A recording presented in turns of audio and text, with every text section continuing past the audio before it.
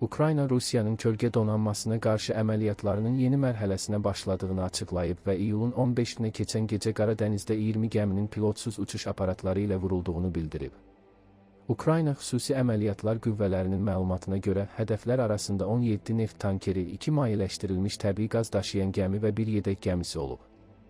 Molochka kod adlı əməliyyat Ukrayna Dövlətçilik Günündə elan edilib və Rusiyanın enerji ixracını dəstəkləyən dəniz logistikasını pozmağa yönəlmiş əvvəlki əməliyyatların genişləndirilməsi kimi qiymətləndirilir. Ukrayna hərbi qüvvələri iyulun 6-sından bəri Rusiyanın kölgə donanmasına məxsus ümumilikdə 136 gəminin vurulduğunu iddia edib.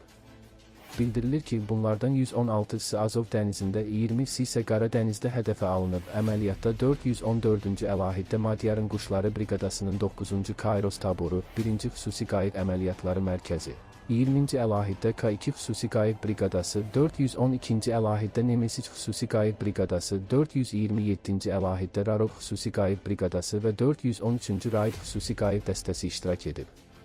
Kölgə donanması termini Rusiyanın Qərbin tətbiq etdiyi sanksiyaları və neftin qiymətinə qoyulan məhdudiyyətləri aşmaq məqsədilə neft daşımalarında istifadə etdiyi köhnə neft tankerləri və digər kommersiya gəmilərinə aid edilir.